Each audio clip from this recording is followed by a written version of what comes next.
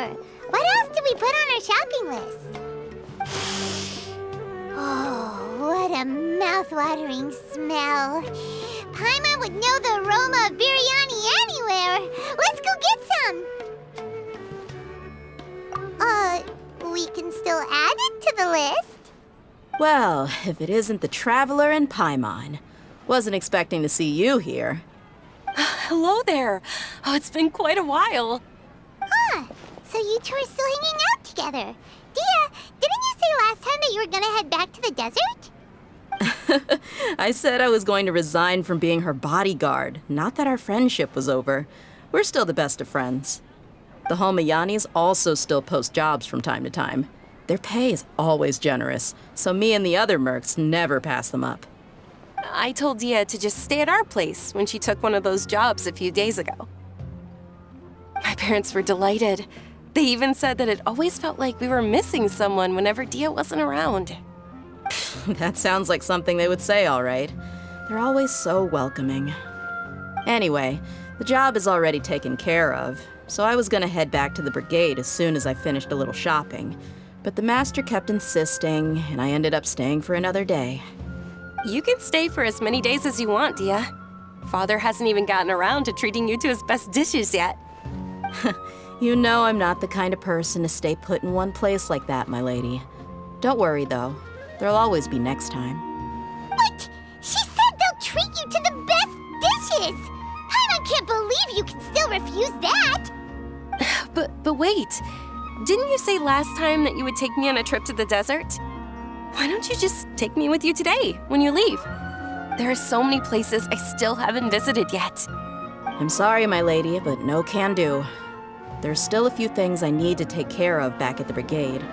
Besides, the desert hasn't exactly been the most peaceful place lately. Oh, come on. Not this again. That's also what you said last time and the time before that. I know, I'm sorry. Just give me some more time, and I promise I'll plan the best trip ever for you. All right, fine.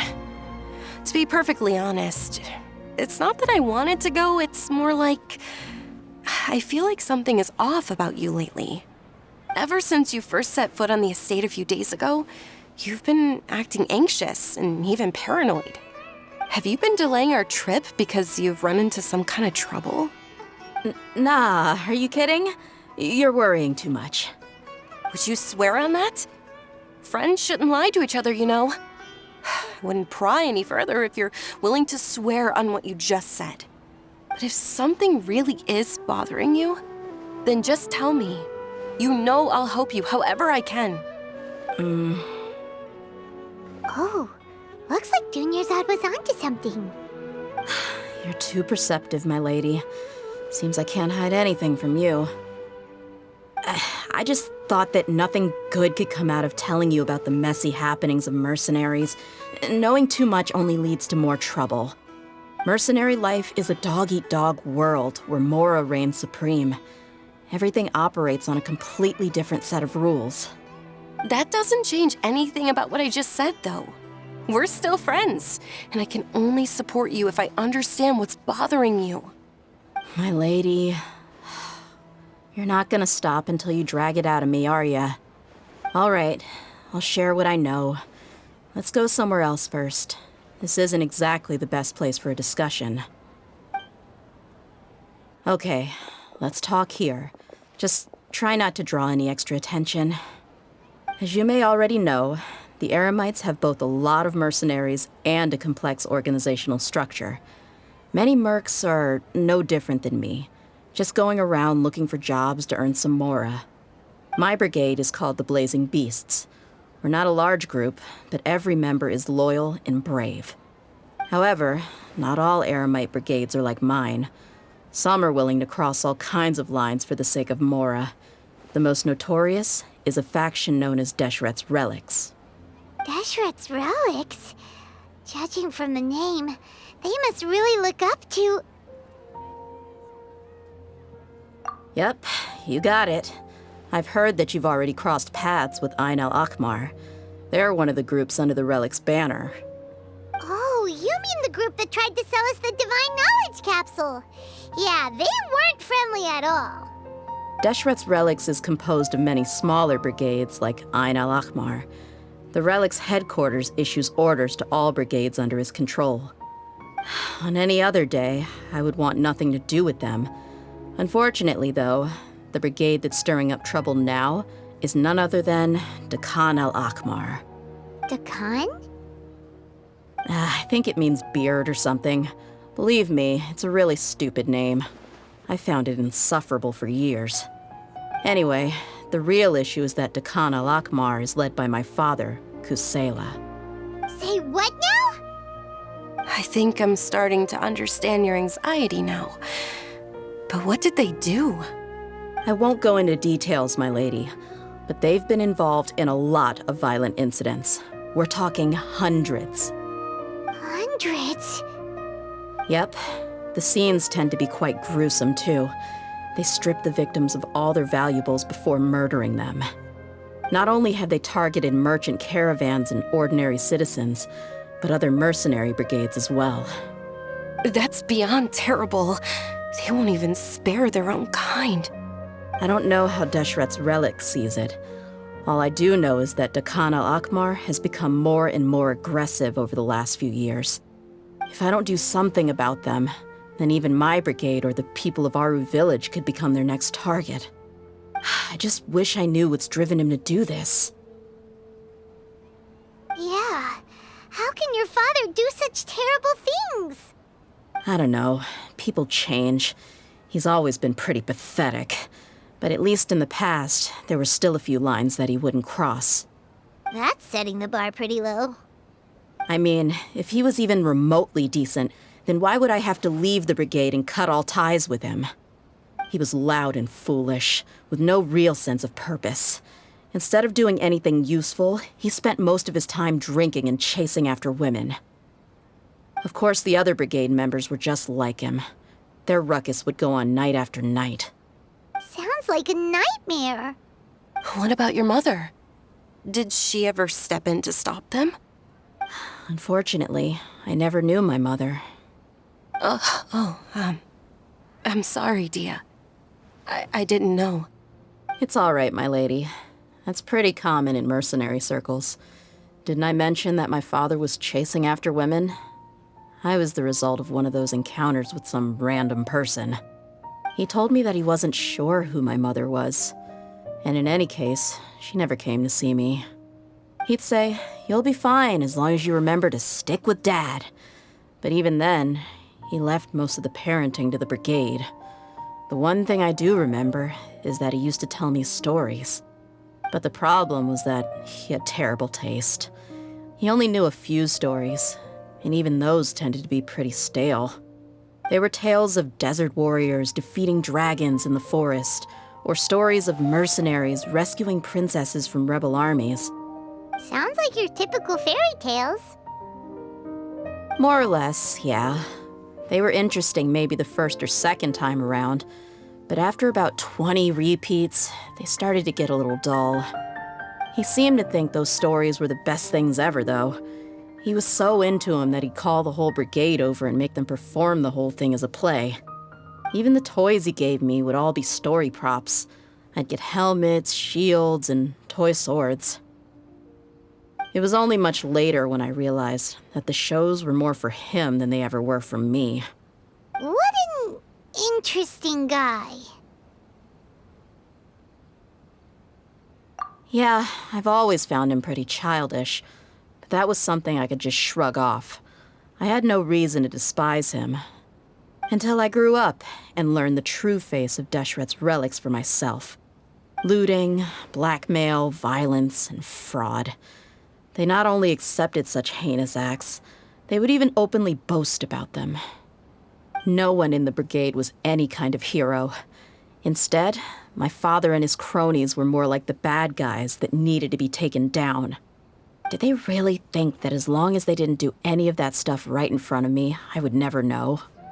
I think I can understand your feelings. The difference between perception and reality must have hit hard.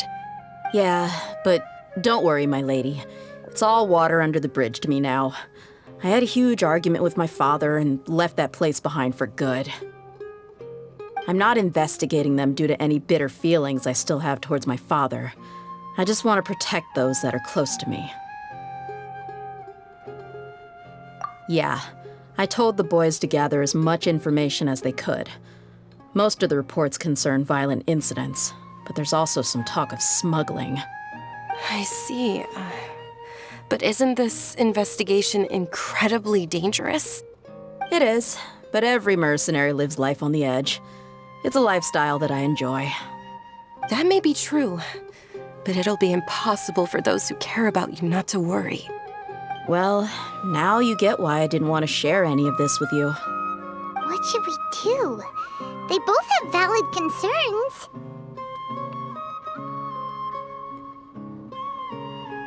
Huh? But there's no need for you to get caught up in this mess, too. Well, she's super tough, so if she went into the desert with you, then Paimon bets the problem will be solved in no time. I'm inclined to agree. I'd feel a lot more at ease if you took her along to help. I'll wait for news from you in the city until then. Please, stay safe. I'm honored that you care so much for me, my lady. All right, then let's get moving. Our first stop will be Caravan-ribat, where we can catch up a bit with my fellow mercs.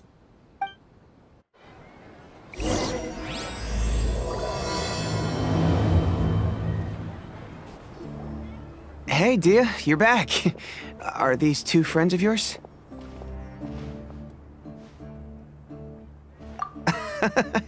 Likewise. There's no need to be so formal with us. We're a pretty casual crew. Anyway, since we've got a newcomer, let me fill you in on what the Khan al-Ahmar's been up to lately. They've become extremely aggressive. Apparently, even their own now have become acceptable targets. They even attack other relics brigades, just the same as any other mercenary brigade. Even the most ferocious beasts still protect their own. And it sounds like they've thrown that straight to the wind. That's right. Once they've collected enough loot off the other mercenaries, they sell it off to a different brigade, or turn to merchants on the black market. A portion of their profits is immediately exchanged for more food and weaponry to be used in their next violent operation. That's terrible! Yeah, and it really makes you wonder why they're so desperate for Mora. A few days ago, Isham and I trailed them for a while, and even disguised ourselves as merchants to conduct trade with them. We were able to learn a few things from the exchange. Rather than saying they're out to plunder and hoard Mora, it'd probably be more accurate to say that they're experiencing an internal power struggle. Wait, a power struggle? You heard me right. The vast majority of their victims are mercenaries from the other brigades of Deshret's relics. If their only goal was Mora, they could have gone after anybody. The targeted nature of their attacks points to a power struggle between the different brigades within the relics. That's the only plausible explanation we have. Unfortunately, we weren't able to find out anything more specific. It seems they're also trying to keep things under wraps. Oh, one last thing we discovered was that over the past few years, as the Khan al-Ahmar became more and more active, Deshret's relics as a whole became a lot weaker.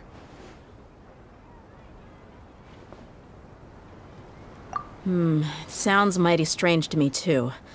Harun, you can leave the rest of the investigation to us.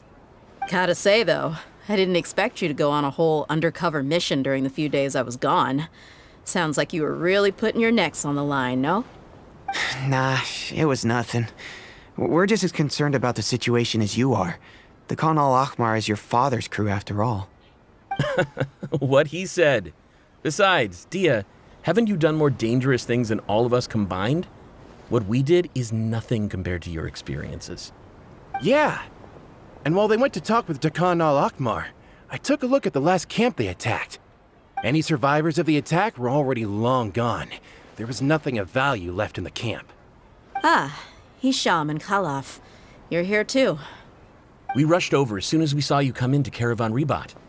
Although this new friend of yours looks a little green behind the ears, I'm sensing a special vibe from her. Now that we know you'll have a capable partner with you, we can also rest easy. Hey, what about Paimon? Feel anything special? Oh, you're also planning to tag along with them? Of course! Paimon wherever she goes, Paimon will follow. Oh, in that case, then you'd better take care of her too, Dia. Don't underestimate Paimon! Don't worry about her.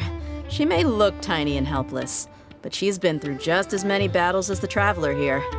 Even if she had only survived on sheer luck, then that alone would still make her quite formidable. I had no idea. I guess I shouldn't judge by appearances.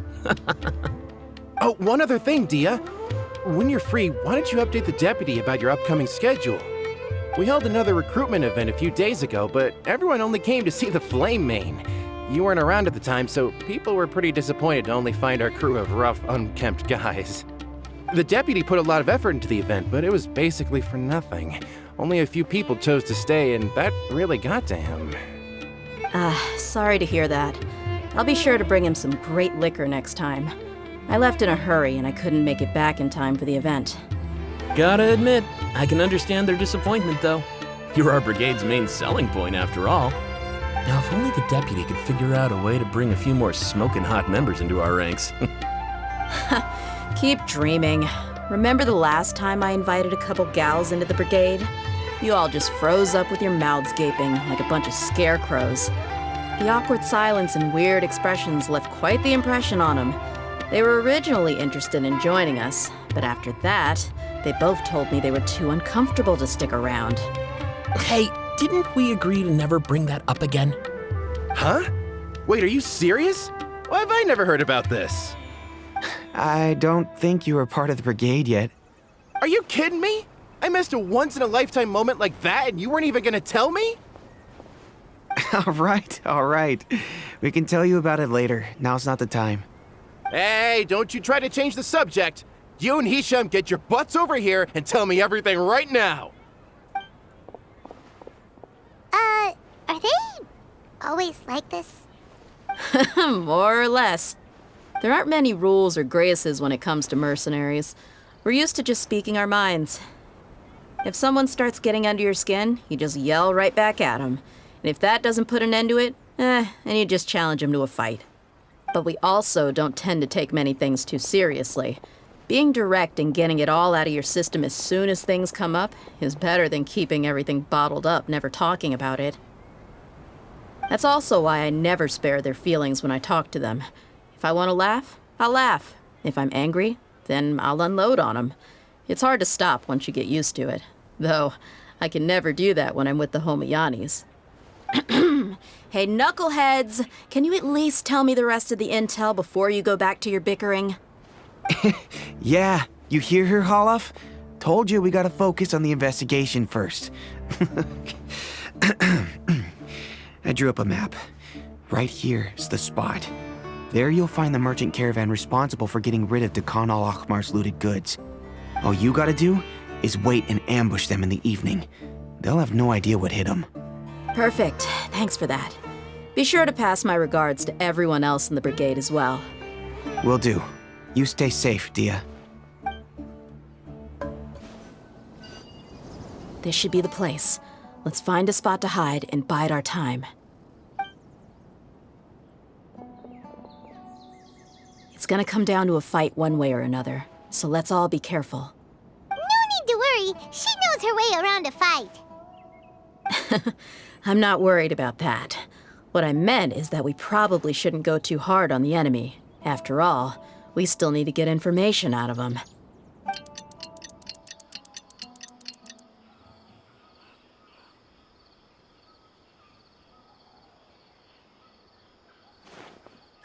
Here they come. You ready?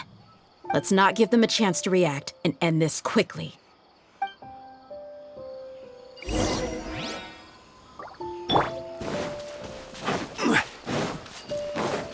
That's close enough. Stabilize! I will have order! Look alive! Oh, the jump!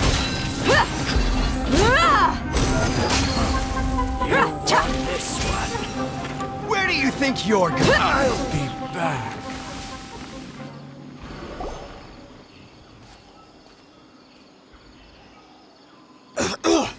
Huh? You're the Flame Mane. Good. That saves me an introduction. All right, time for a little talk.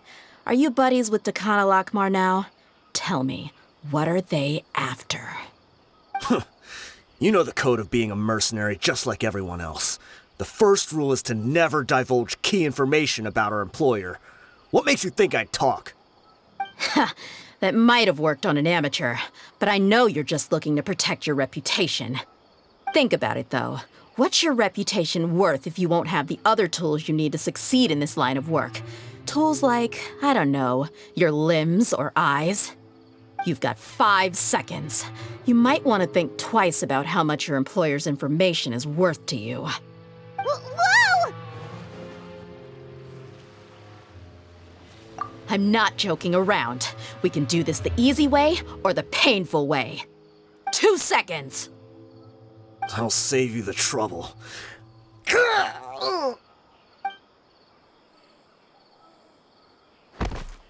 Huh? Are you crazy? He tried to bite off his own tongue. Quick, search the area for any first aid supplies. I definitely didn't expect him to go that far. Thankfully, the wound wasn't too deep, and he just passed out from the pain. But why would he be so extreme? I just wanted to test his mettle. You can get a lot of mercenaries to talk just by threatening them. I didn't expect him to be willing to go through so much pain just to deny us some intel. Well, he's out cold for now. We could wait for him to wake up, but maybe it's not a good idea to interrogate him any further. What should we do? Yeah, don't worry about it. It'll be a waste of time to interrogate him again after that. He might just hurt himself again if we start asking. There are lots of goods around here. Let's search the area. Maybe we'll be able to find something. I'm really sorry.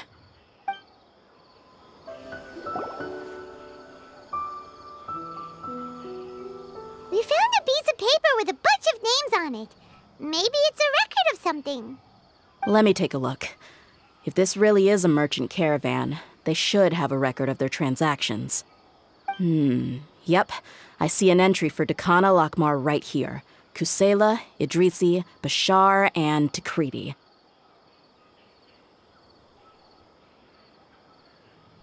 All familiar names. Dakana Lakmar has been trading for a hefty supply of food, weapons, and medicine. It seems that in the past, they used to receive some canned knowledge as well. This caravan is just one link in their logistics chain. Once in the rainforest, the caravan will exchange the looted goods for mora, and the funds will then be passed to a specific person. That person will then pack the caravan full of necessary goods, which will then be brought right back to Dakana Lakmar. Wait, why is there no mora value recorded for the final transaction? No value? Yeah, every transaction before the last one was marked with an exact amount of mora, but the final one, where they paid for everything to be brought back to the desert, was simply marked as delivered. Perhaps. But they couldn't have known how much they would make off selling the loot. Do they not care about profit margins at all? Anyway, the next part's the records of the goods themselves. There are a lot of entries. Everything was probably sourced from the rainforest. Huh? What's wrong? Shahzaman Homayani? Homayani? You mean Dunyarzad's family? Could it just be another family with the same last name? I'd be surprised to find someone with the exact same first and last name. Shahzaman Homayani is Dunyarzad's father, and the head of the Homayani family. Just what the heck is going on here?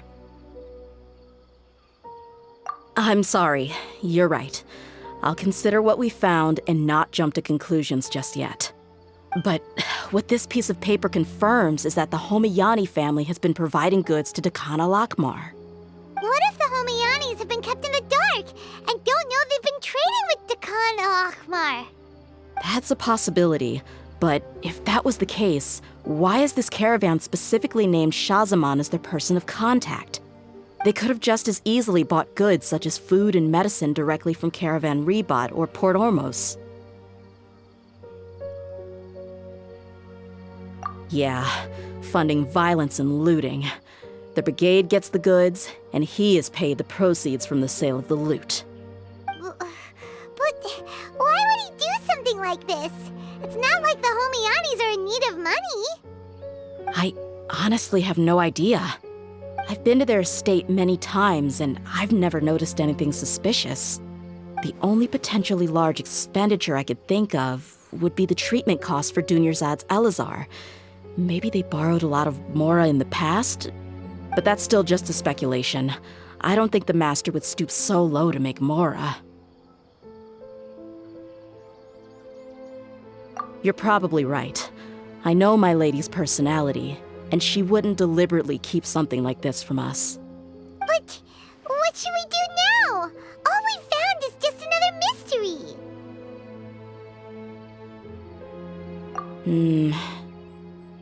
If you ask me, we already have no choice but to confront her about this. I'm not worried. It's too early to make a verdict yet. I still have faith in the Homianis. Let's go find my lady again. We'll tell her everything and see if she's willing to lend us her support. If we're lucky, we can not only figure out the mystery of this paper, but also follow the trail of breadcrumbs to the people responsible at Dakan al-Akmar. Dia, are you sure this is the best decision? What if instead of getting the help we need, we just end up revealing everything we've discovered to the enemy? I've considered that possibility. But even still, I want to tell her what we found. I think I owe her that much. True friendship is built on trust. She showed genuine concern for me when we first brought up the topic. I can't repay her kindness with doubt and suspicion. That's not how I deal with people. You're right. Paimon wants to trust Dunyarzad too. Yeah. Let's pay another visit to Sumeru City. We're back, my lady. Oh, you're back a lot sooner than I expected. You mustn't have run into any trouble then. Well, how did it go? What did you come up with? Actually, we're still investigating. It's just that we've discovered something strange. I see. The clues you found have led you back here, in the city? Something like that, yeah. You all look a little dispirited. Whatever you found must not have been very encouraging after all. Why don't you discuss it with me? Maybe I'll be able to say something to cheer you up? It's okay, my lady. It's not so much about me being upset with my father or anything like that. How should I put this? So something is wrong. Even the Traveler and Paimon have been uncharacteristically quiet. On any other day, Paimon would have already waved to me with a smile and shouted, "Dunyarzad, we're back!" So tell me, what happened? Well? My lady, please prepare yourself for what we're going to tell you next. It concerns the Master. The Master? You mean my father? Okay, I understand. Don't worry about me. I'll listen as attentively as I can. My father has been supplying goods to Dakan al-Akmar? Yeah, it makes as little sense to us as it does to you. I've never doubted the Master's integrity, so I'm having a real hard time rationalizing how he could ever support an infamous brigade like them. Maybe he's not actually aware of the full story and just stumbled into the deal by accident. I can't help but agree with the Traveler. Huh? You mean you feel the same way, Dunyarzad? Thank you for sharing all this information with me. Since you've told me everything you know, I should also tell you about some doubts that I've been harboring for quite a while. In the past, I thought that my father hired a bodyguard for me so that I wouldn't run away and get lost. However, there are plenty of capable mercenaries in the Corps of 30.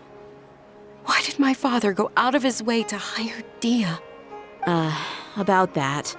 Well, the Homayanis really needed bodyguards, so they reached out to the Blazing Beasts. Later, the master told me that I was one of the best mercenaries he'd ever seen, and that I should stick around to become one of his bodyguards. He offered me a pile of mora, so I just signed on. Well, but that didn't really answer my question. Just think about it. Why did my father specifically reach out to the Blazing Beasts? Maybe the Corps of 30 just didn't have anyone available, or maybe someone recommended us. I've never given it too much thought. I think I get what you're saying. You think none of this was a coincidence. Precisely. At first glance, nothing seems strange or out of place. But there are many parts of the story that don't actually make any sense. If my father had always been in contact with Dakan al-Akmar, then it would make sense for him to bring Dia into our house. You mean the goal all along was to get Dia to be your bodyguard? No, that's too much of a stretch. I cut all ties with my father a long time ago. He has no control over my life anymore. But that still doesn't rule out the possibility that your father has still been trying to influence your life without you knowing.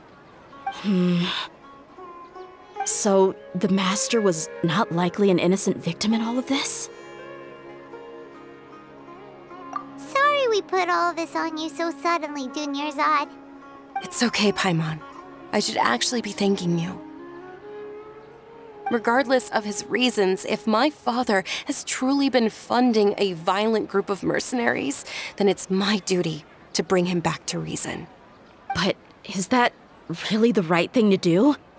My father has committed many atrocities and deserves all the punishment that he has coming to him.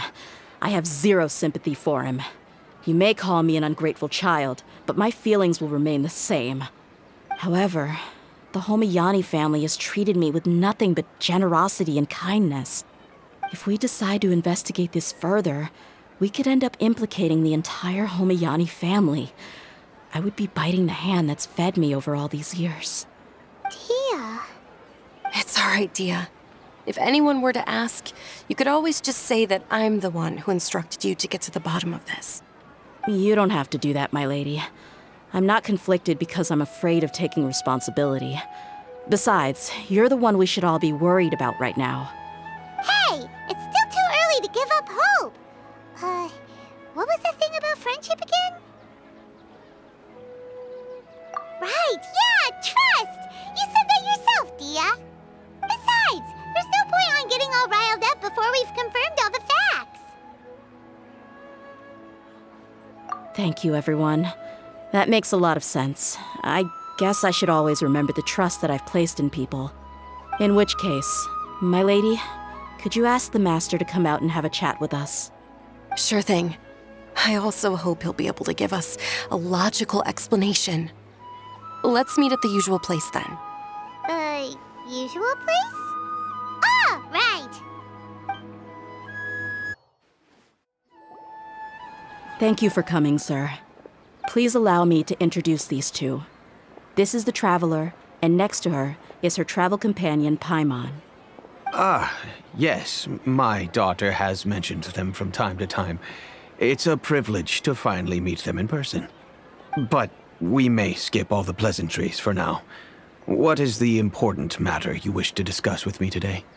Well, we wanted to bring this transaction record to your attention. There's something on this record that we're all pretty curious about. So, that's what you found? Huh. Seems like I can't keep everything from you much longer. If you wouldn't mind, we'd like an explanation. Well, it's a long and difficult story. And to be perfectly honest, I'm not sure if I'm doing the right thing. What I do know, though, Dia, is that the truth will bring you no solace. If anything, it will likely cause you a great amount of anguish. Wait, me? Yes. I understand perfectly why you came to see me. And I am touched by your collective commitment to do the right thing. But knowledge always comes at a price. And sometimes, as they say, ignorance is bliss. Your father, Kusela, and I both believed that. Of course, you have the right to seek and learn the truth, but I must warn you. The facts of this matter may reduce everything you've built for yourself into sand, blowing in the wind. If you must proceed, then Kusela's heartfelt efforts will also fade into the wind like a fleeting mirage. His heartfelt efforts? I'm sorry, sir, but I'm not sure I follow. I've made it this far in life without a single drop of my father's support. I have my own ideals and ways of looking at the world, as well as people and causes that I've chosen to cherish and fight for. None of these things have anything to do with him. I came here today to support you as the head of the Homayani family. No warning will change my stance on that. I understand. Then let me tell you a little story. Our family once needed to take a trip to the desert when Dunyarzad was just a baby. Along the way, we were attacked by bandits. They had superior numbers and quickly overpowered our bodyguards. When all seemed lost, a group of passerby Eremites lent us their support. Those Eremites were Kusela's brigade, Dekan al-Ahmar. Kusela's men told me that the attackers were Eremite mercenaries, just like themselves. I was shocked. Why would Dekan al-Ahmar go so far to save us and not spare the fellow Eremites? Kusela was grinning and walked over to play with baby Dunyarzad. She was startled by his unfamiliar face and nearly started crying. Really? I never knew. He said that he had no particular reason to help us. He just took pity on us because he had a daughter about the same age. We started talking about our children, and I sensed that he was a devoted father.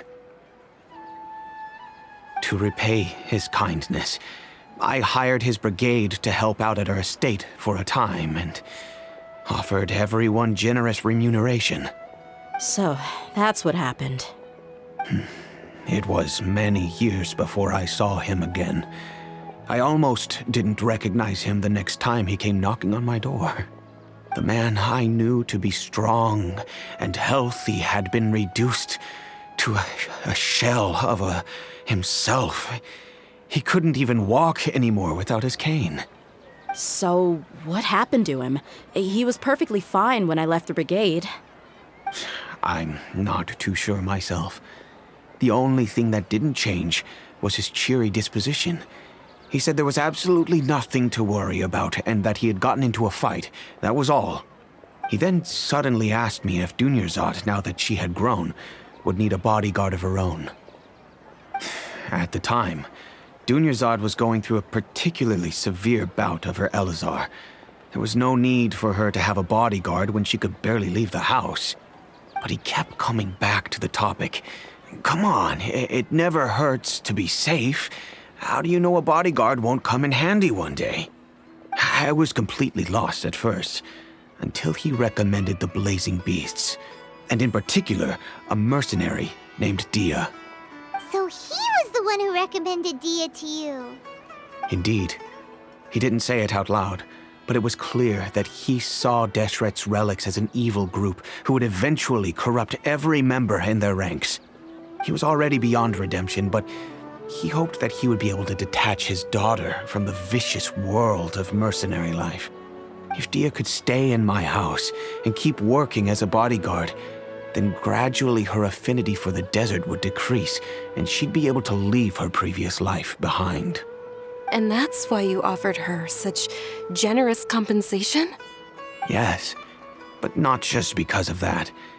From the moment that he asked me for that favor, I also began to see Dia as my own daughter. And that's also why I tried to persuade you to stay when you asked for permission to leave. I was willing to spend however much it took. Kusela saved my daughter and I all those years ago in the desert. I could never refuse him entrusting his daughter to me. He was always like that, acting like he's oh so smart and self-righteous. Kusela said that he'd reimburse me for a portion of Dia's fees. I refused to take any mora from him, but he'd always sent me funds anyway. Eventually, I just accepted them as a token of his gratitude. And that went on for a while until I received another letter from him a few years ago. The letter contained a request to help him buy food, weapons, medicine, and even explosive materials. Wait! Isn't that around the time that Dakan al-Ahmar started becoming more aggressive? That's right. When I started to hear some nasty rumors, I became wary. I wanted to meet him face to face to discuss things. But by then, he was no longer receptive to my requests to talk. If I had to guess, it's probably because he doesn't want to put Dia at risk. That thought occurred to me as well. I figured that he probably came to me for help because he had nobody else to turn to. After some deliberation, I decided to send him some food and medicine. I turned down all his requests for explosives and weaponry.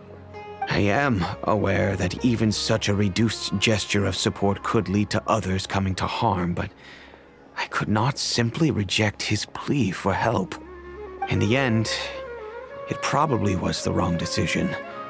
I plugged my ears to the rumors and just chose a solution that made me feel least guilty about myself. If you can, please tell me where he is now. None of the things he's doing right now make any sense if he's just trying to keep me from getting tangled up in his world.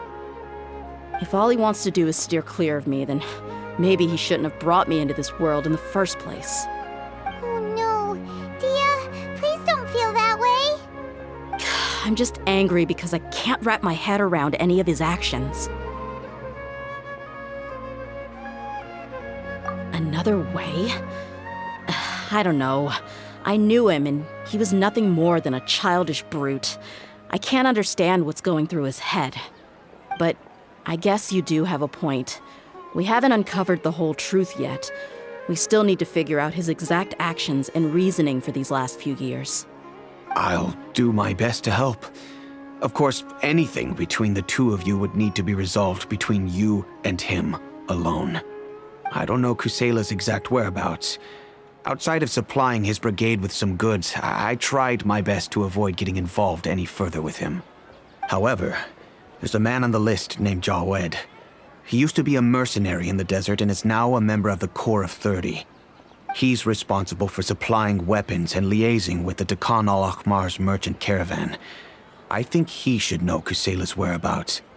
I've heard that he likes to have a few drinks alone and enjoy the cool wind at night outside the tavern. Maybe you'll be able to find him there. Understood. Thank you, sir. Then I guess this is bye for now, unless... I'll stay and be with my father here. To be honest, I'm still a little dazed and haven't finished processing everything quite yet. My father has indeed done something wrong, but if I think about it, I'm also not sure if there was a right way to handle this problem. I feel like our only course of action is to turn everything we know over to the Corps of 30 and let them render judgment. Yes. I am prepared to accept whatever verdict they choose. It's time to face my mistakes. Huh? Who are you guys? I know what you've been up to. Smuggling weapons to violent brigades in the desert while working for the Corps. Pretty bold, if you ask me. Shh! Keep your voice down. How do you know all that? Come with me. We should take this elsewhere. I'll be happy to talk things over once we're somewhere private.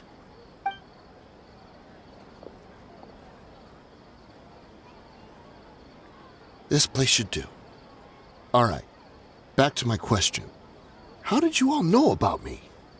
Don't worry about that for now. You know what kind of punishment you'll face once we report you to the Corps, I assume. Wait. There's no need to jump the gun. Let's talk this out.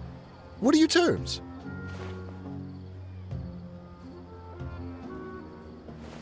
So what's in it for you anyway, Mora? Well, I was a little tight on money at the time, and Kusela took good care of me in the past. I weighed it in my mind, and I couldn't find a reason to turn the opportunity down. I wouldn't only be helping my benefactor, but I could also make some quick mora. Let me tell you how it is. We're investigating Dakan al-Akmar, and we're gonna put an end to their operations. If you provide some help for us, then we might just put in a good word later to reduce the terms of your punishment. Hey, why don't we discuss this a little first? Listen, I made quite a bit of mora from my last run. You just give me a number, and I'm sure we can... Shut it. My patience is running out. You should know when a mercenary is after something other than money.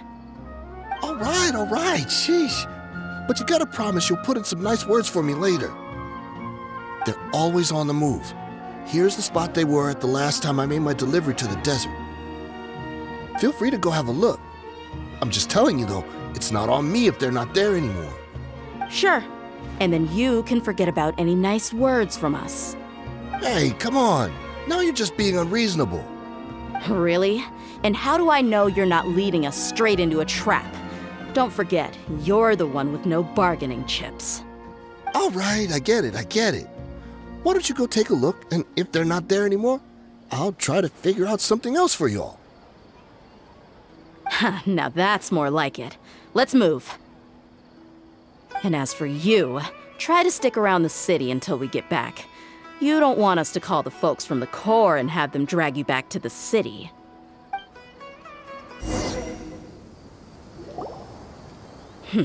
Seems like we're in luck. That should be their camp right up ahead. Let's go. We'll finally get to the bottom of this ourselves.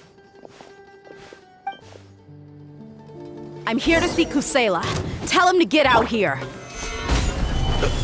Tia, why are you here?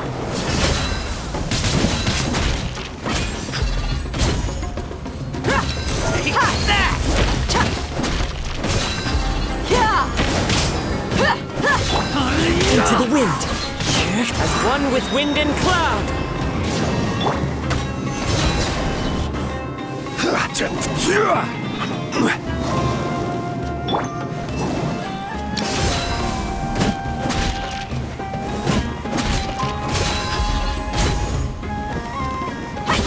Haven't you all done enough? Oh, so are you also here to stop us? Stay out of this. It's got nothing to do with you.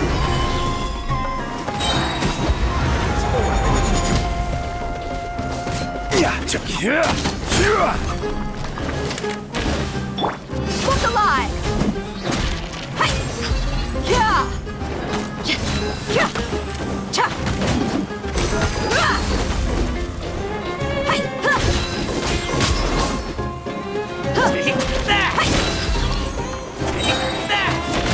Gloves off!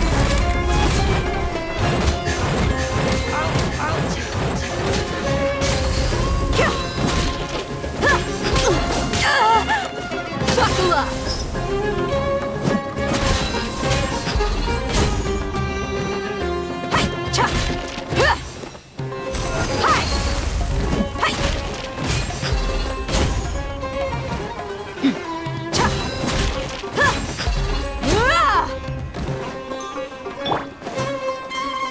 The wind knows me. The fuse is lit!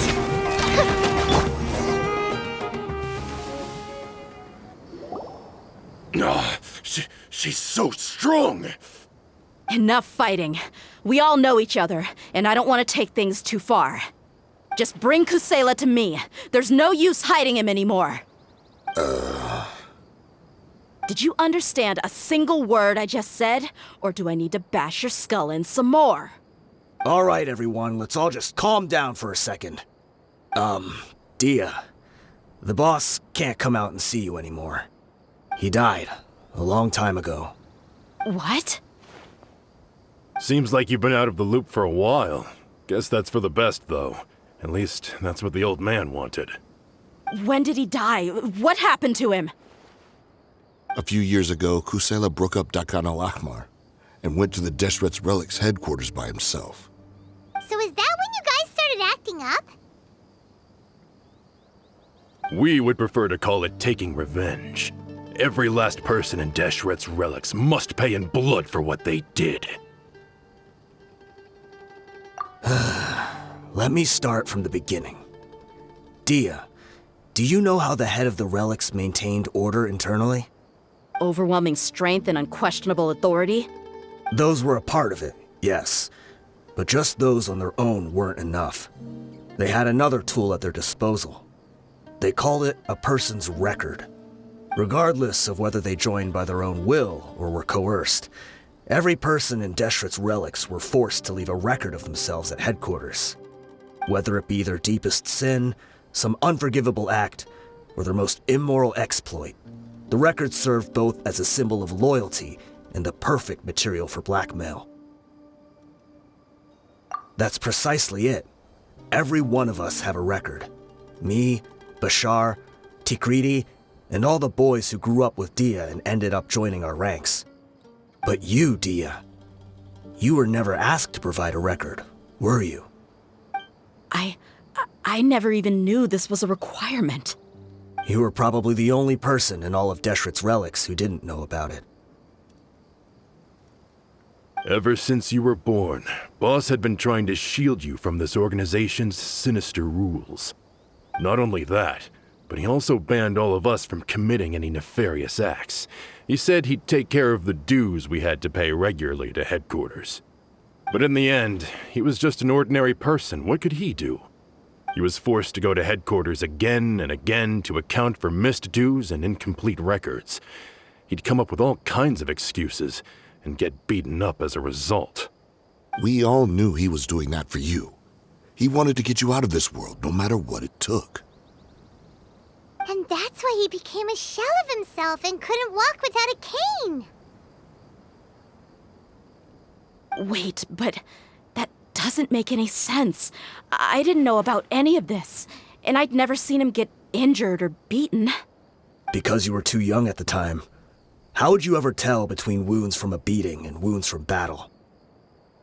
When you left home after that final argument with him, he seemed to age by a decade overnight. Even his hair went gray. So even the blazing beasts were... Yep. It was all his doing. Had he not arranged them to come to you, you probably would have been reduced to a pulp before you ever left the desert. A few years ago, Boss said he needed to make another trip to headquarters. He was already pretty weak then, and we all assumed he was going to get beaten again. I suggested that he hand the role of leadership over to me, but he said there was no longer any need, since the Khan al-Ahmar would soon be no more.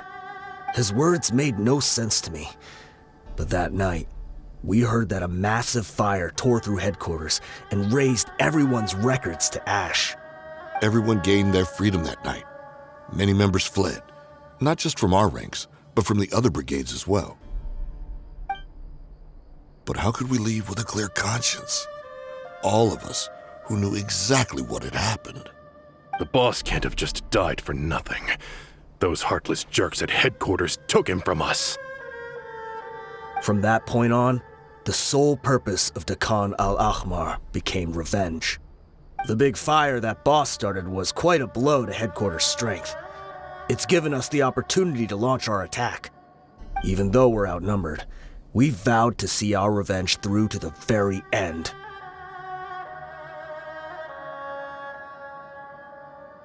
There were people from headquarters who changed their names and went into hiding. Some fled to other brigades, and others escaped to the rainforest. But we won't let any of them escape our wrath. They'll all pay for what they've done. We've suffered plenty of losses as well. To keep going, we need an enormous amount of supplies, from food and medicine to weaponry and explosives. All we can do is exchange our loot from Mora, and then use that to get supplies. We forged Boss's handwriting and sent out many letters to his former friends. Thankfully, many people were willing to come to our aid. We were also able to attract many mercenaries who shared our goal. We've endured unspeakable pain to win many impossible battles. Deshret's relics have become weaker and weaker, and now we finally have an opportunity to directly strike their headquarters. Paimon doesn't know what to say anymore.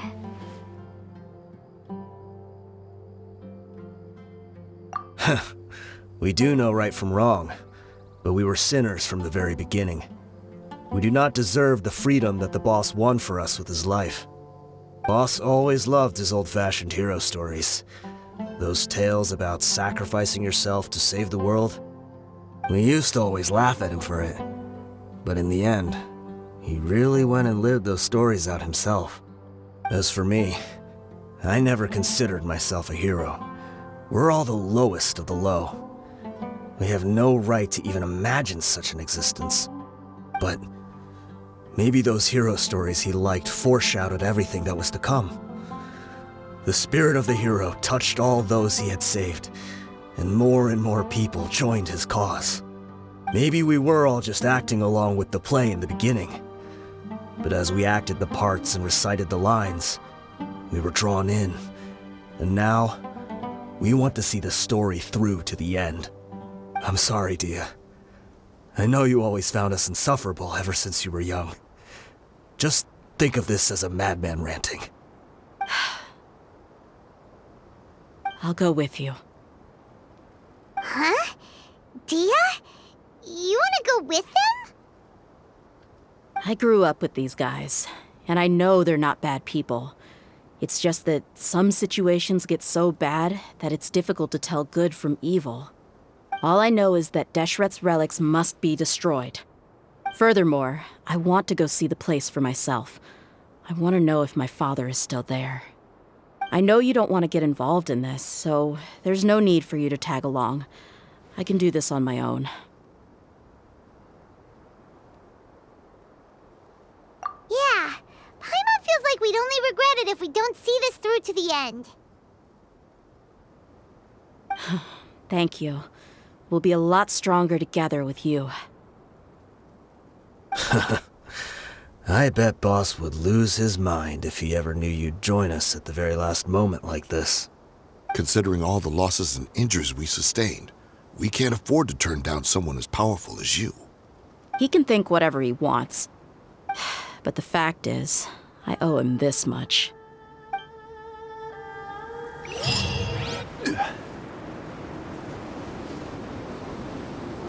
Is this the entrance? We sure didn't run into much trouble on the way here. Should be. I don't think they have enough manpower left to post guards and defend their perimeters.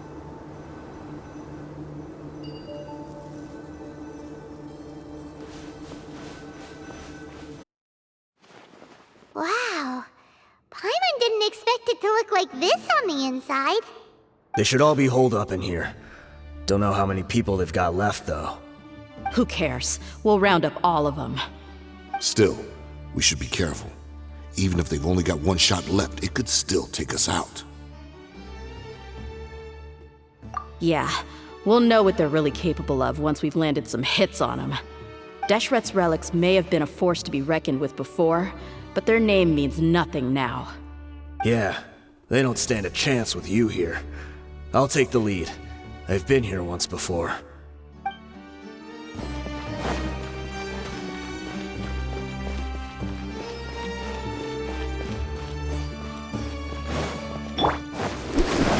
Stabilize!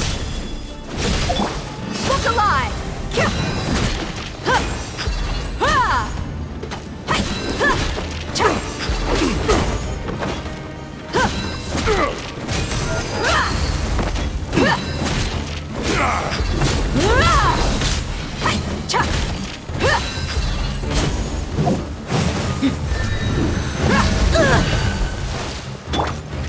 Solidify!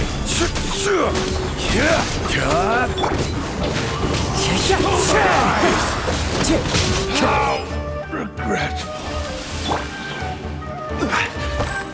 Stabilize! Fire hazard! I'll take my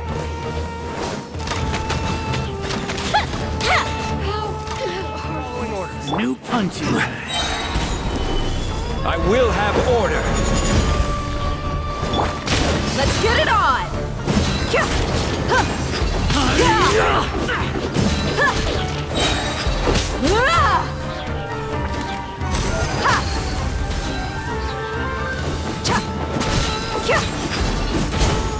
You asked for it!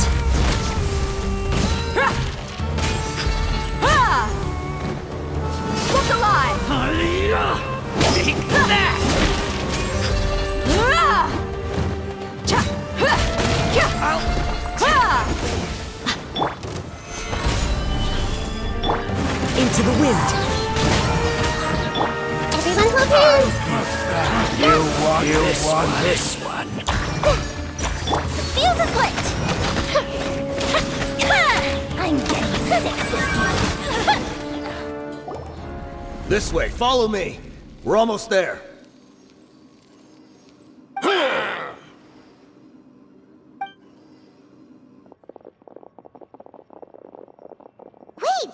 They went charging ahead without checking for any traps! Hey, you guys okay? It seems like we just got trapped in here. Don't think we triggered anything else. Watch out, the enemy's coming from ahead. Well, now that things have come to this, seems we'll have to fight our way through. Don't worry about us. We knew something like this could happen. Go and take a look around. There could still be another way through. Let's go! We can't let the boss down! Let's check if there's another way! The sooner we can make it through to help them, the better. Let's see. I think I see a way through over there, but it's being blocked by something. Let's try our luck with that mechanism. Okay, let's go!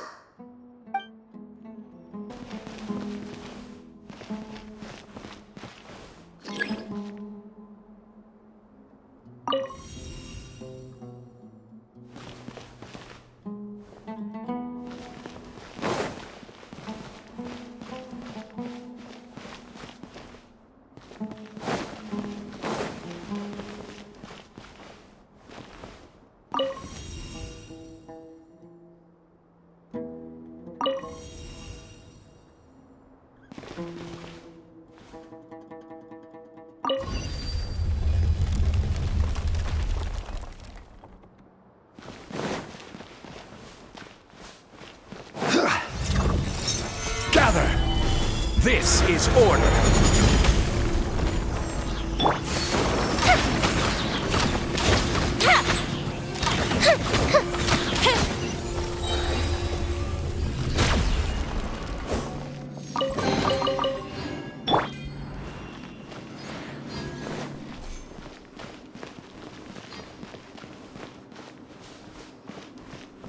Another mechanism like the one before, but this one's being blocked off in the middle. We just need to adjust it a little.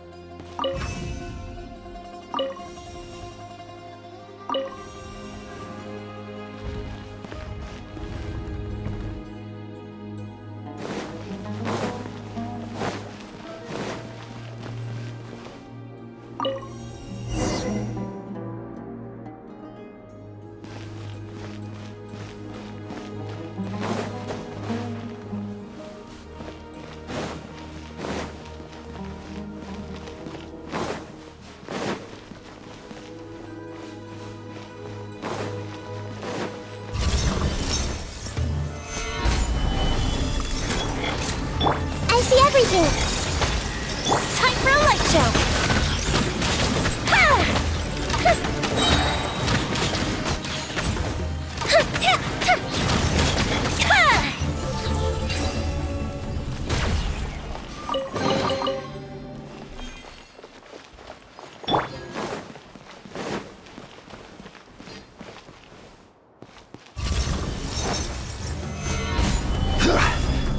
Everyone hold hands!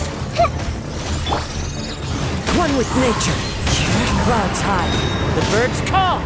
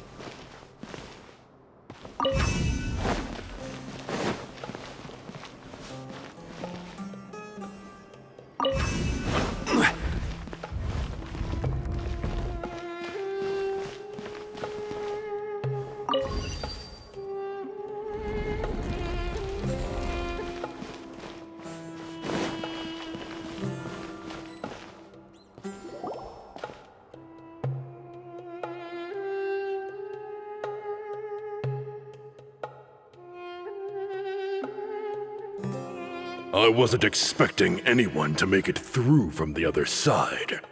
But as a desert dweller, I suppose we should be used to our folks defying all expectations. Don't waste your breath. You have nowhere to run. Run? Had I wanted to run, I would have fled 1,000 times already. I witnessed the golden age of Deshret's relics. Even if I could leave this place behind, all that awaits me now are endless days of humiliation and ruin. Even now, my brothers and I still believe in one thing. The greatest should never live to remember their fall. So you want to go out in a blaze of glory? Let us draw our weapons! We will show them the true power King Deshret bestowed upon his followers.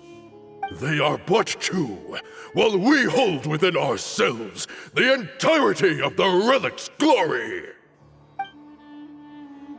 Wave 1, charge! Eliminate them!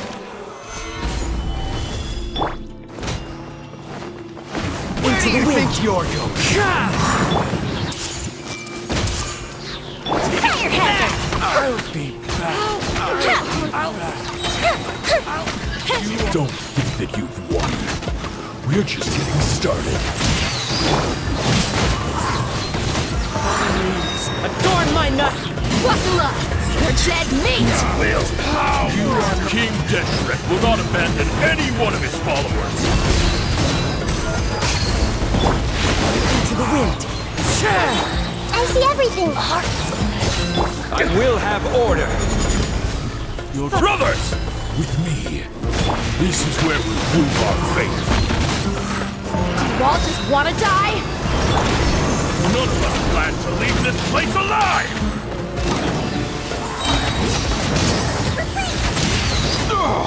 The golden slumber. The commander has finally fallen. But they're still coming at us! This place is like a gladiator's ring. They just keep coming no matter how many we beat! Yes! Keep fighting! There's no need to fear, and no need to back down! This is our last stand! When the next wave comes, try to draw away their attacks. I'm going to see if I can take out that high platform.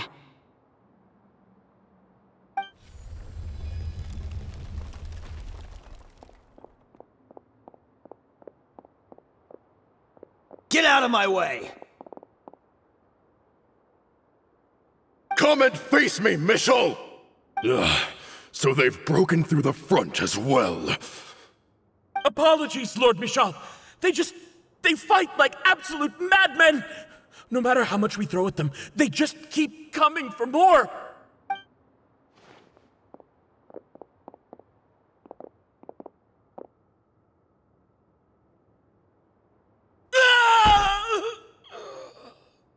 So, it would seem like this is the end. Time to pay for everything you've done, Michel. You think I would give you that opportunity? I will be buried in the sand alongside all the rest of our fading glory.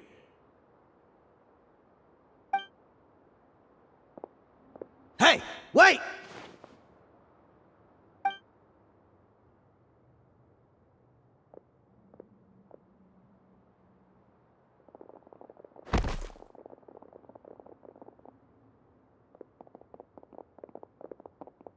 We were too late.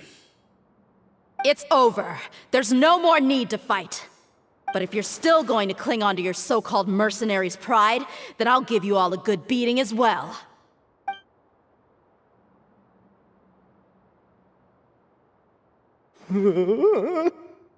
Hey, dear! I found the mechanism. I'll get you all back up here right away. Let's go.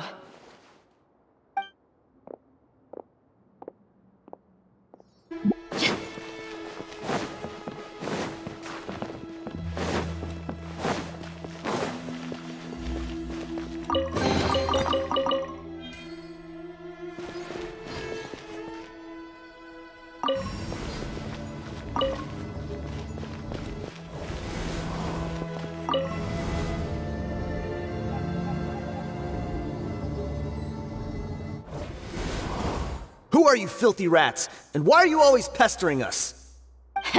You call yourself a member of the infamous Deshret's relics, and you still can't even tell who's made it all the way to your headquarters?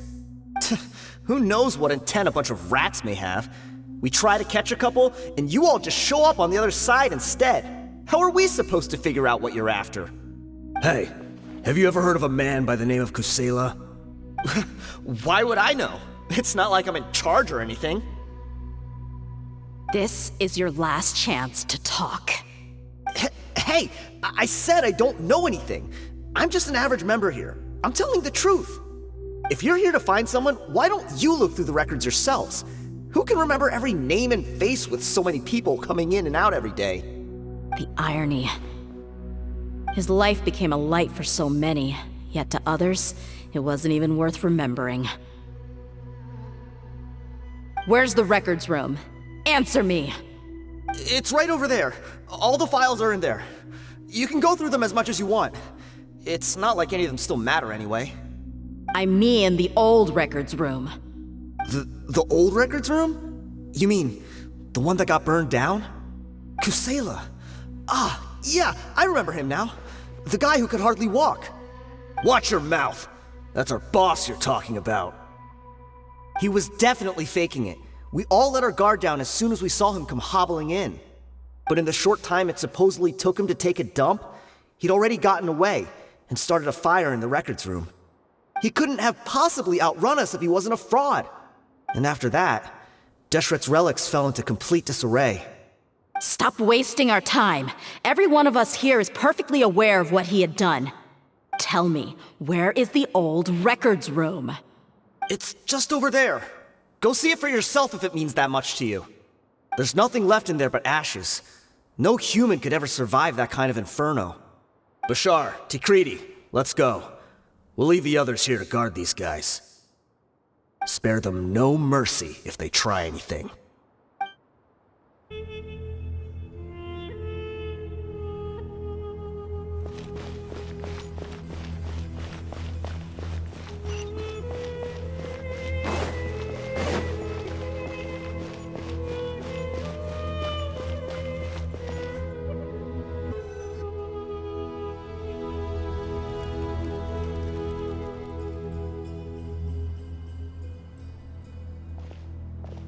So, this was his final destination. How did he do it? Getting past all the guards with a limp and sneaking in here to start a fire? If he was nimble enough to do that, then he must have been able to get out of here after starting the fire, right? Tia. I'm sorry. I know it's just wishful thinking. Let's look around. Maybe we can find something that's been left behind.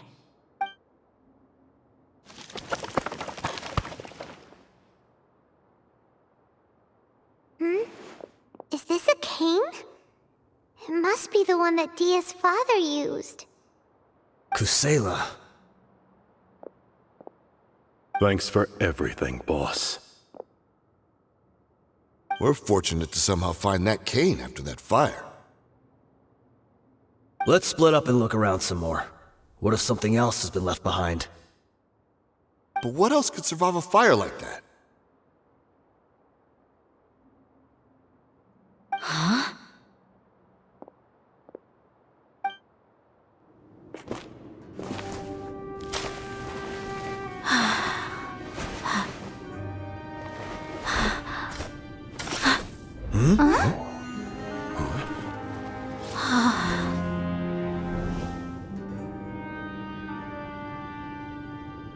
Thought so. Wait! Isn't that the toy sword you played with as a child?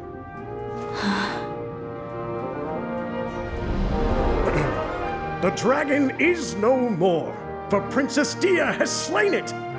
Its head now hangs above the city gates. Her bravery has brought eternal peace and prosperity to us all. Dia, come on. This is the most important line. You can do it. But Dia, you defeated the dragon. Everyone's waiting for your speech. Still too shy, huh? All right, I'll do it.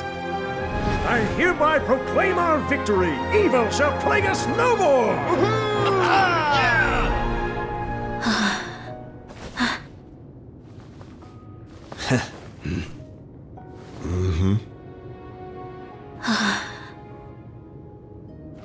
I hereby proclaim our victory. Evil shall plague us no more, Dad.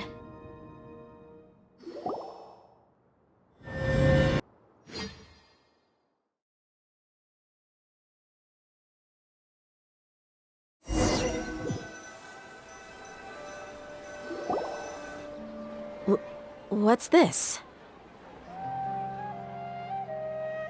Don't you remember? You asked Paimon what she would do if she were to wake up tomorrow with loads of money. And Paimon said that she would get boatloads of tasty snacks. You looked super confused at the time, but said it was an adorable thing to say. These opportunities don't come by often. So today, Paimon's gonna treat you to a special crash course on Paimon's life philosophy. Hey, this way you get something from the both of us for the price of one. Anyway, the point is that you should eat to your heart's content. You'll feel better for sure once you've gotten something in your tummy. Junior Zad will also be here shortly. She's already heard that we're back. Aw, thanks, you two. Honestly, this is very unlike me. I just had a lot on my mind on our way back, so I didn't know what to say. My chest was filled with all kinds of intense emotions. They just shook me even more than all the feelings we've shared during our previous adventures. But when everything came to an end, those emotions also vanished without a trace, and I was left feeling more empty than ever before. It was as if I'd lost the thing that was most important to me. Yeah, you're right. To many mercenaries, Mora is the most important thing in the world. But perhaps to us, it's the most worthless thing of all. Idrisi and the others all used to say that they would quit if there was no Mora to be had. But when it came to avenging my father, there was no Mora to be made anywhere. My reality shattered when I found out that the father who always told me hero stories was in fact a bad guy.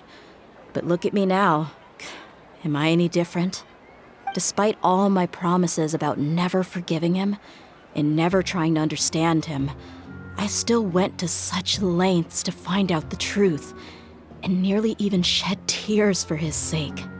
We're hypocrites, all of us. Yeah, you're right. It's just a pity that we often only recognize our true feelings after it's already too late. You're back! Are all of you all right? Ah, there she is. Yeah. Many people from the Corps of 30 came over, and I just wrapped up everything with my dad. All I can do now is wait for their verdict. Huh? Dia, you're looking quite down again. Paimon will explain. A lot happened while we were gone.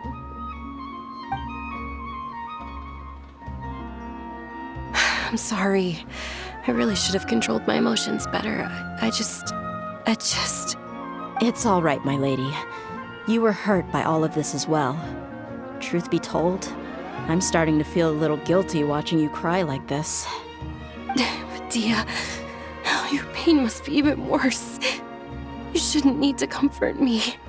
Hey, don't worry about me. If anything, this whole thing has finally shown me the difference between illusion and reality. My father probably thought that people could settle into new lives as long as they moved to a new environment. That thought has even crossed my mind a few times. It's like saying, what's wrong with adapting to a new life?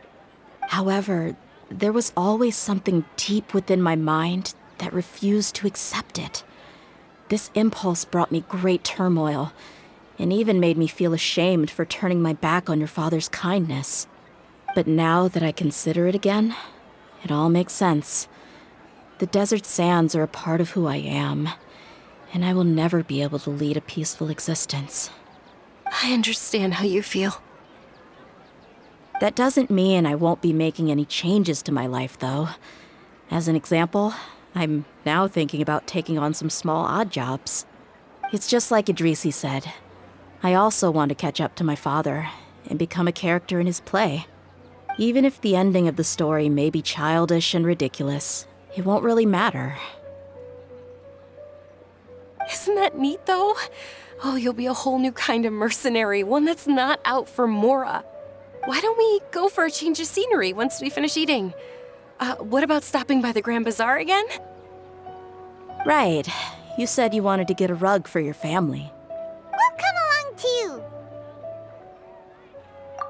too. I can't thank you enough for taking care of me this entire time. Oh, this rug here is quite something. The craftsmanship is exquisite, and the fabric is also of high quality. Ah, here you are. Finally, I found you. Hey! Aren't you that mercenary who bit his tongue? You can still talk? Wait, are you here to take revenge on us? What are you talking about? Do I look like I could take you all in a fight? I just came here to give you something. I'll be on my way to give myself up to the Corps after this. Once I woke up, I hurried to the Khan al-Ahmar's camp, hoping to alert them to your presence. But when I got there, I found no one except the members who were still too injured to move. Ah, so you probably got there after us. Yeah, they told me that they had exacted their revenge, and everyone had turned themselves in to the authorities. Even that last camp was not going to last for much longer. I had joined the cause to repay an old favor from Kusela. Now that everyone's already turned themselves in, I might as well do the same. One of the injured members gave this box to me, and told me that it contained some of the old man's last possessions. Everything left in the camp will get confiscated, so I figured I should get this to you before the Corps could get their hands on it. Thank you. No worries. We are all just living our own truths. There's no need to comment or judge anyone for it. So this box contains everything that Dia's father left behind. Huh. It feels lighter than expected. Well, back in the day, the first thing he did with any Mora was spend it on things like drinks and meat. But let's see what's inside. What's this? It's just a bunch of junk. It kinda stinks. Perhaps it's just been left unopened for too long. A handwritten copy of a storybook. The paper's already yellowed, and it looks like it's about to fall apart. It was against the Academia's rules to possess books for personal use. If he was going to break that rule, he could have at least copied something useful. That probably means this was really important to him. And here are a few bags of children's snacks. The packaging's completely deteriorated. Maybe that's where the smell was coming from. Did he get those for you? Yeah, but here's the thing, though. Even when I was a child, I was never a fan of these kinds of snacks. He'd always say that he got them for me, but in the end, he always ate more than I ever did. Who even leaves snacks in a box like this anyway? Isn't that just common sense? Forget it. Let me see what else is in here. A razor, some buttons, some round iron tiles, a wooden toy puppet, a wool scarf, which from the looks of it probably belonged to a woman, and a hair clip? Why are these things here? I'm suddenly feeling a little scared. I'm sorry, my lady, but this is just the kind of man he was. He probably saw this box as some kind of personal trash heap and dumped any and everything in there. 2 empty liquor bottles. Tell me, you guys, are these the kinds of things that a normal person would leave behind? Huh? There's something in the bottle! Oh, you're right. All right, I got it out. It seems to be a piece of paper with some writing on it. The bottom part's all damaged from moisture, though. Let's hope the writing didn't smudge. I was suddenly seized with an urge to write a letter after finishing this bottle. I just folded it up and left it in the bottle, though. If I end up forgetting about it, it won't really matter. To Dia. It's a letter for me? It's all right. I'll just read it out. If he went to the trouble of writing a letter, there must have been some important things that he wanted to say. Or at least record down.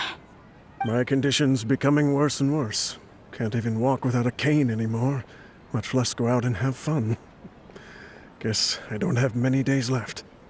If you're reading this letter, then I suppose I'm already long gone.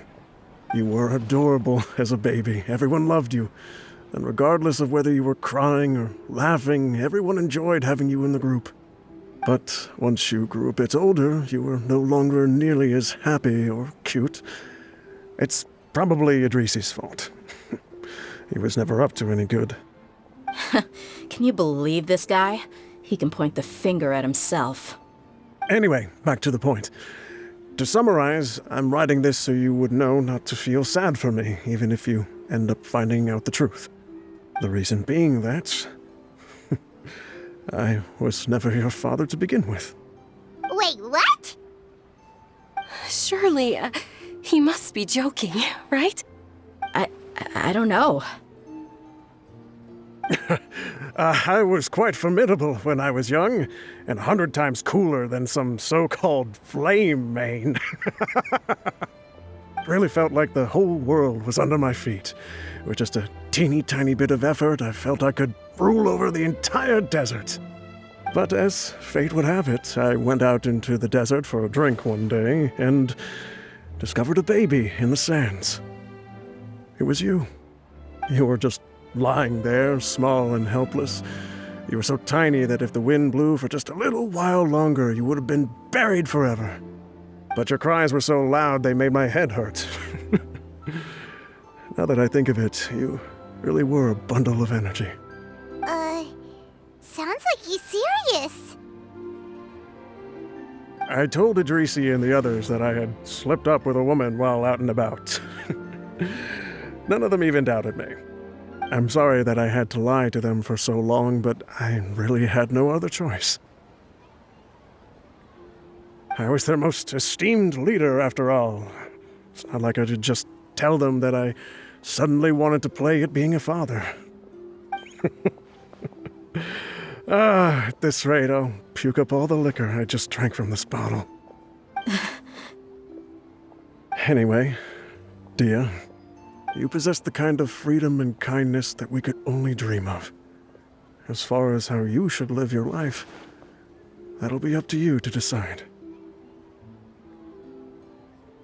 That's the end of the letter. In the end, he was still thinking of me as a little child. I suppose, or I would have suffocated under the sand a long time ago. He was a good father to you. The fact that he wasn't a blood relative doesn't change that. Yeah. It's just a pity that we had to learn the truth of everything like this. Do you already have some ideas about the decision that he wanted you to make? I do. If he first found me alone in the sands, then I want to try my hand at finding the person who abandoned me. I just have one wish. To tell them a story. That there once existed a childish and foolish jerk with a heart of gold. And that only under his care was I able to grow and mature into the person I am today. If you end up finding any leads, can you share them with us? We go on adventures all the time. Maybe we'll be able to find some information for you. Sure, I appreciate it. I wasn't expecting you to be so enthusiastic. I'll help too. Thank you. All of you. Thank you so much. My life has certainly had its twists and turns, but I've always considered myself lucky. Because no matter where I've gone, I've always been surrounded by incredible kindness.